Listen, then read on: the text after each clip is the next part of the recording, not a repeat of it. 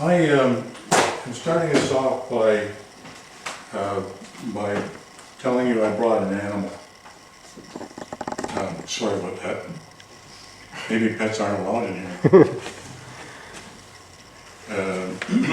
I brought my pet squirrel. Pet squirrel for sure. And while my computer is looking for the right file here.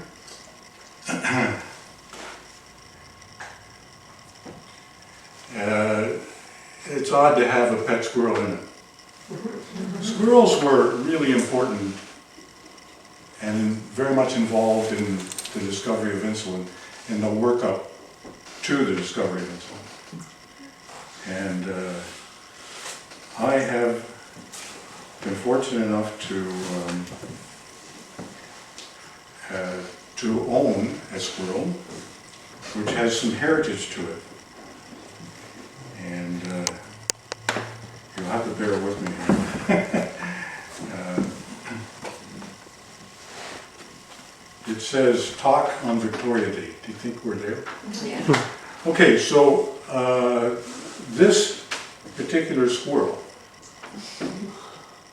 was carved by Great Uncle Fred. And he did that in his leisure time. And in his days when he was working on research and afterwards for the medical research related to aviation research before and at the start of the war, he would travel everywhere. And what would he do with his spare time? Well, he carved. He carved different animals, one of these being a squirrel. And he carved in the hotel rooms, he carved in the trains, he carved in his office, he carved in... And guess what the offices looked like? My aunt and uncle were approaching Fred at the Banting Institute looking for a guarantee of a loan so he could go to college. And across the table there was Fred, and he and my Uncle Angus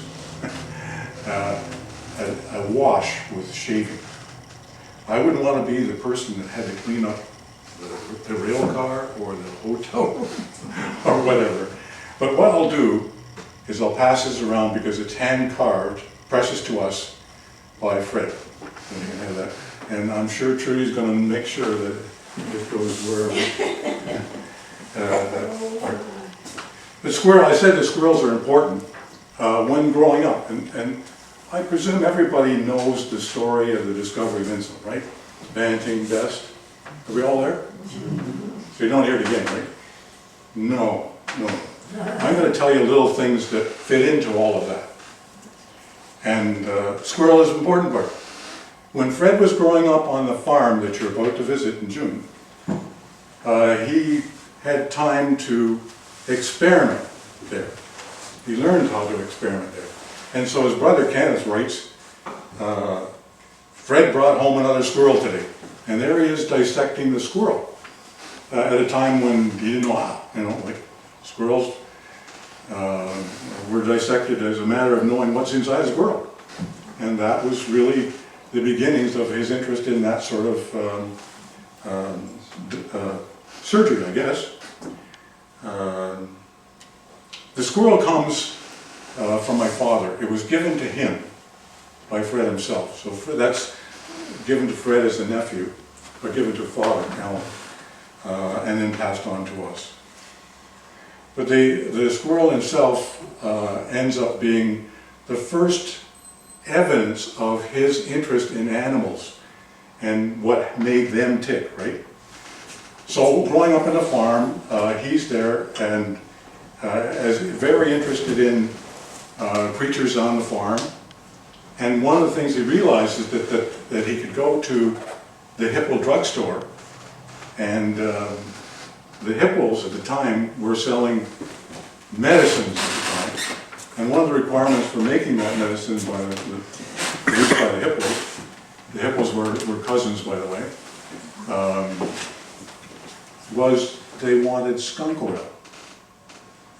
Now Fred would trap skunks Now this has got to be really delicate, right? Make one mistake here and you're out of there, right? You're not going back home. He would trap the skunks, bring them home, operate on them, extract the skunk oil, and sell it to the hippos. Nothing to do with the discovery of insulin, is it? But the surgery part of it and the investigative nature was cultured when he was yay high by experimenting with animals that he could kind of play with. Squirrels, skunks. It grew bigger and better because when you go to the homestead, you'll see this humongous barn. I'm trying to keep it going. When any of the animals died, it was William, Fred's father, encouraged Fred and the boys to find out why. Like, we don't want this to happen all the time. Let's find out why that horse, cow, or whatever passed on in the stanchions. Let's go find out why. And so one of the big times when he was doing surgeries, or it was cattle butchery, whatever you want to call it, was right in the barn. And probably the most of his experiments, because he had a dead cow or horse or whatever, and they needed to find out what happened, and they'd go through and find that it swallowed, a piece of fence wire, or there was something wrong with it, or the different things that were wrong. But one of the big things key things and one of the things that he learned, and it was a trick done by the farmers of the day. It was a known skill, or known thing they do. They would deliberately have the cattle that went to market expecting a calf. And of course, some of these cattle died. And he would dissect the cow and find the calf, and dissect the calf and find that the calf had a, thank you very much, had a pancreas that had never been used for digestive purposes at all, right? Funny thing about a calf is that the calf, as you've seen them, they'll get up and right after being born, get up and stagger and stand. Well, they're getting energy from something, and it's because the pancreas is doing its energy thing. But it's not doing its digestive process, because the pancreas has at least two things. And so an unborn calf had a pancreas in it that was not used for digestive purposes. Bit of trivia at the time, but he knew that they weren't. And that means nothing to anybody until suddenly you're faced with what happened next in the farm. Unknown story. Fred didn't tell it. He was just so afraid to tell it. He was so caught up in this emotion of this thing. In a farm there, this farm, the one you're going to, it was way out in the sticks. Like, they were in the country. And the only person that was nearby that he could play with was a tomboy friend who lived on the farm across the road and one lot north. So they played down by the Boyne River. You'll see the Boyne when you go to Elliston. You go over it when you go to the farm. They played all sorts of things. They played in the Boyne. They dug in the rivers and in a place they called Scout Island on the Boyne. There's a little sand dune. And they dug and looked for Indian artifacts and relics.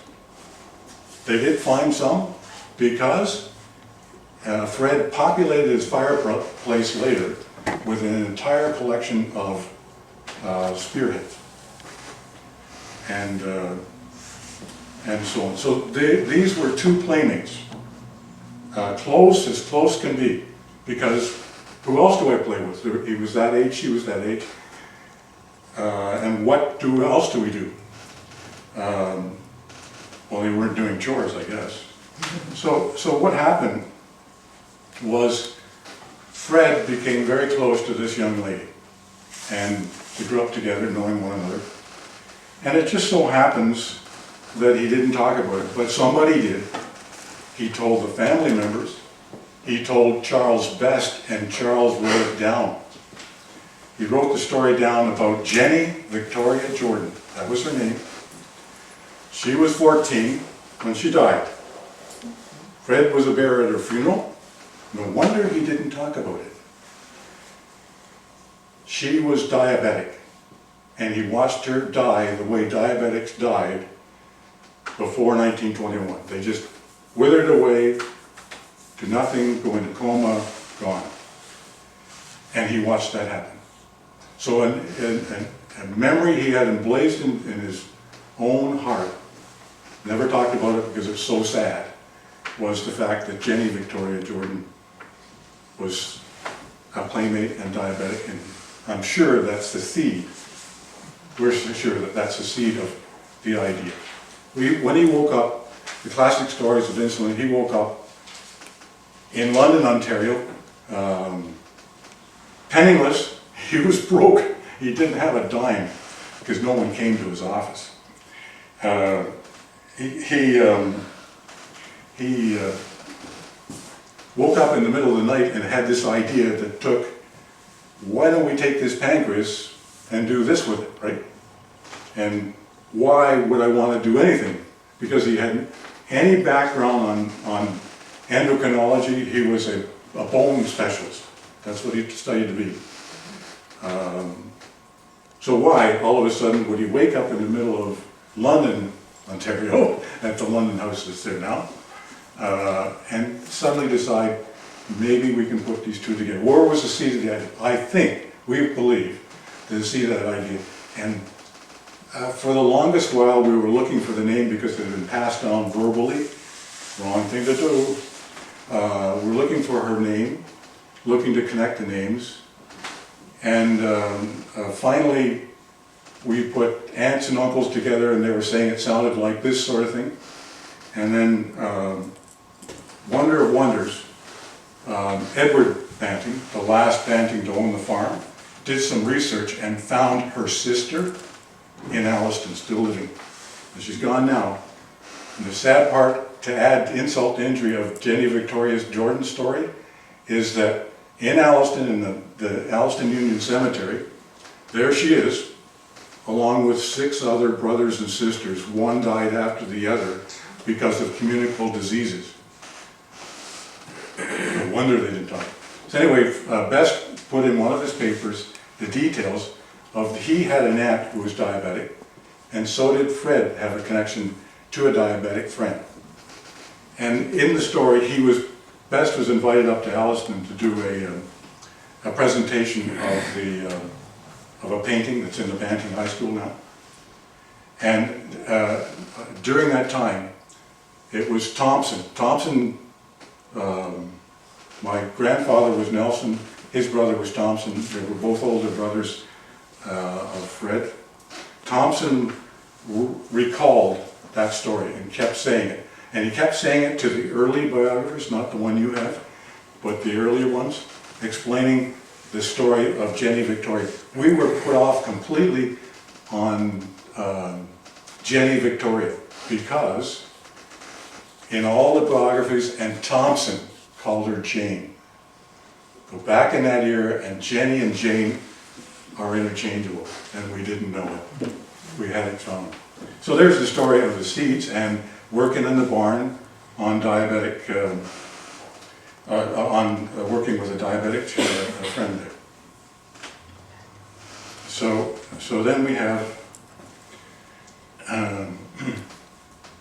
so are there any other questions in that, like starting year? This is Fred's born in Alliston in a Gothic revival house that looks exactly like the one across the street. Interact, ask questions. Have I said anything I shouldn't say? Or? Where would he have gone to school? He went to school in Alliston. Alliston, Yeah. so he'd have to move it there every day on his own? Walked Yeah. across the fields. When you see the farm, there's still the fields there. He walked across the fields or down the road and across the floating bridge. The bridge that's there is a nice new one, but it used to be a floating bridge because there was the mill pond upstream of it that float. Yeah, lots of questions. Otherwise, all you'd hear is you'd hear me wandering around.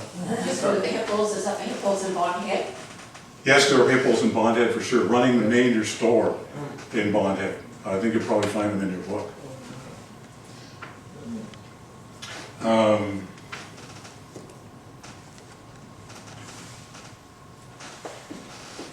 I would do a little Banting trivia, like things you haven't heard about. How tall was Fred Banting? Would you say? He was 6'1" and stooped. A lot of people say it was because he was over the operating tables. You know? He was a chain smoker. Guess what he smoked? Buckingham cigarettes. Had to have them. Anybody smoking Buckingham? Did they ever have them? No. He was a wood carver, as you know. He was also a painter, and he was a practical joker. The hippos. He goes into their house was across the street in Toronto. He goes into the house smoking. The ashtrays or the lights are just above him. Flips his cigarette into the fixture, and then goes and complains to Mrs. Hippo that not complete house date. Did you miss the fixture? When he was going to school in Toronto, medical school, there were all kinds of tricks being played. One of them was they fixed his bed up so that he looked like he was in it, and the landlady was in on the joke. Somebody came in and that somebody was a lady, and there was like he was in the girl's bed, but looking like Fred. Things like that. One of the curiosities about Fred is that he had a lot of friends that were girls. Don't know why. We still don't know why. There were a lot of ladies in his life. If you look at his scrapbooks and so on, different girls that he was, and coming and going from school, the pictures we have, arm in arm with some lady. What color were his eyes?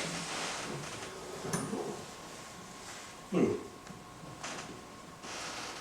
Anybody know about the census records in Alliston?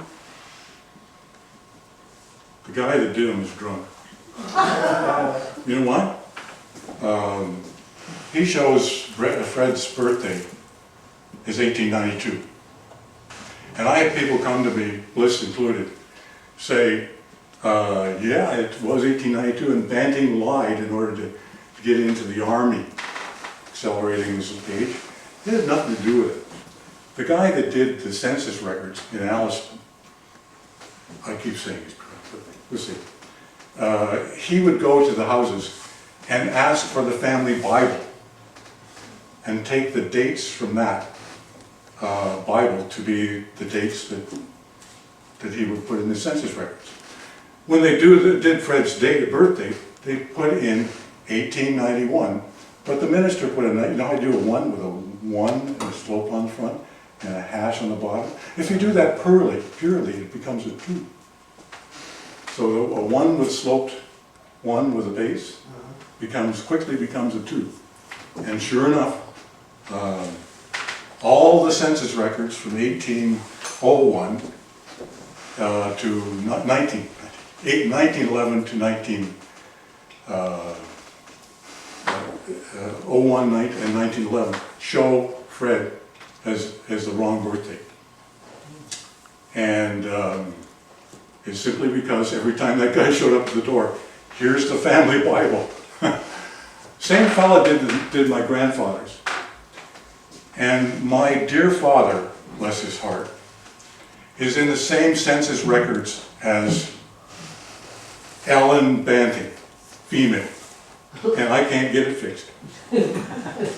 So Allison and census record, don't believe them because they're not, don't believe cemetery stones either. Fred was what kind of a singer? Musician? No.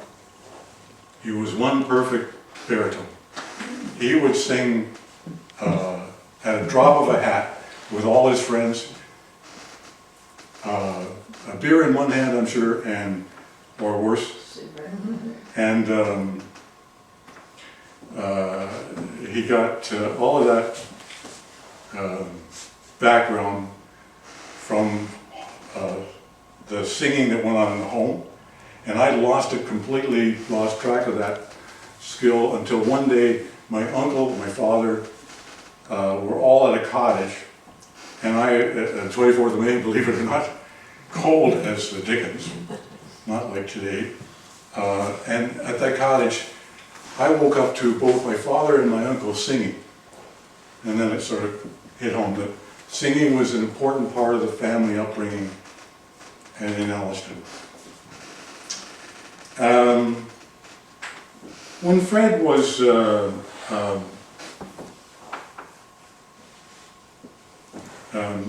in London and in Toronto doing the research, he was stone broke. He sold his instruments, he sold his car to get money to pay Best and other things. And it was troublesome because it troubled Fred. He'd come home and the solace and the help occurred when he came home on weekends. Jump on the train, up to Elliston, into Union, his father would pick him up in the wagon and take him back to the farm.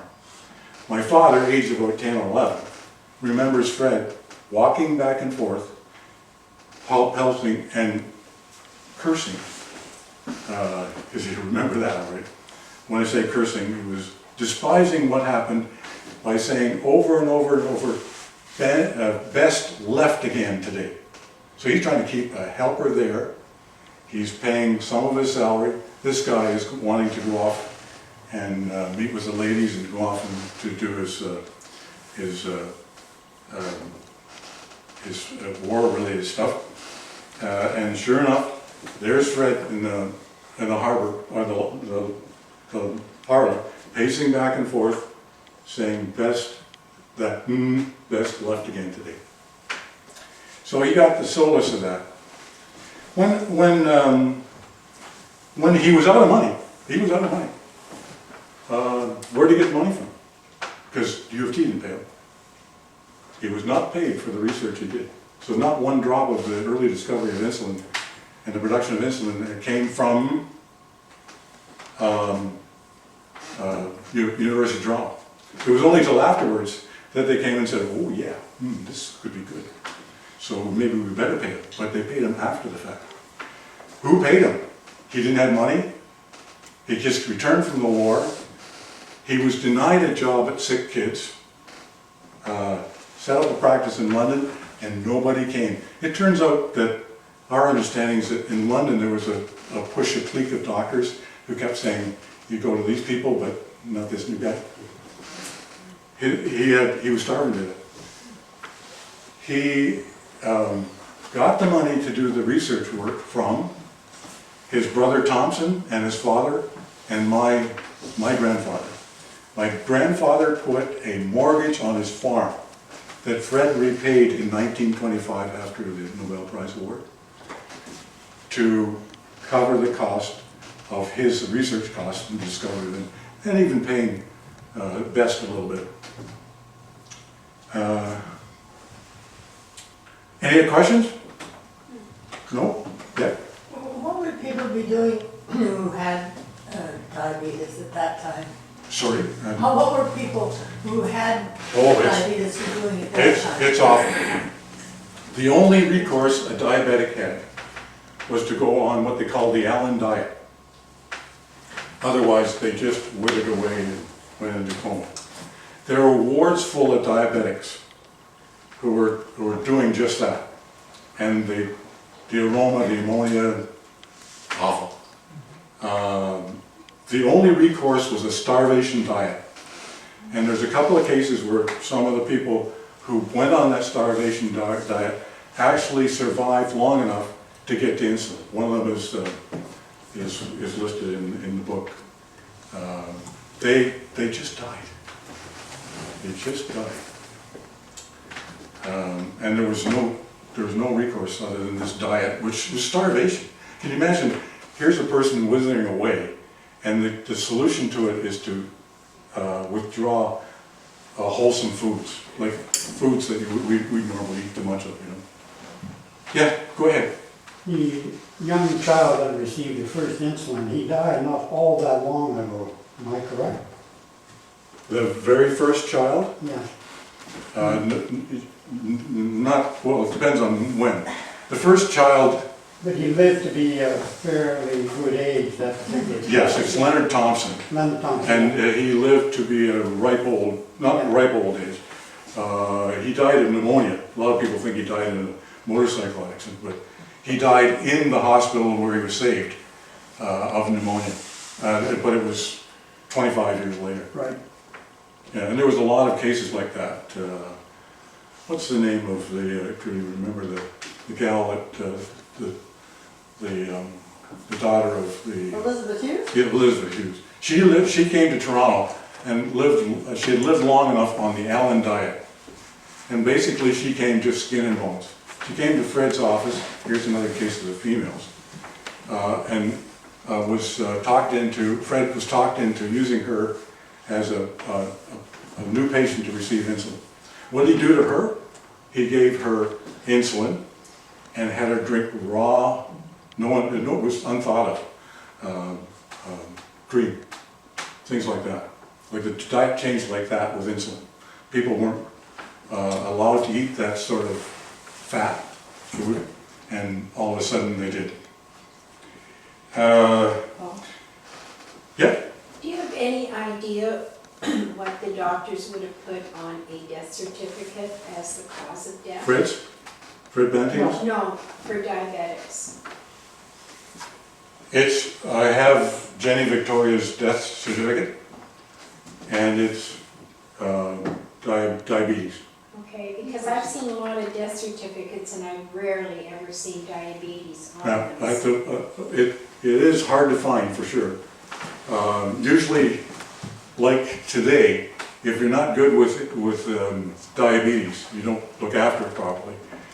People have secondary problems, so they list the secondaries rather than Yeah, primary.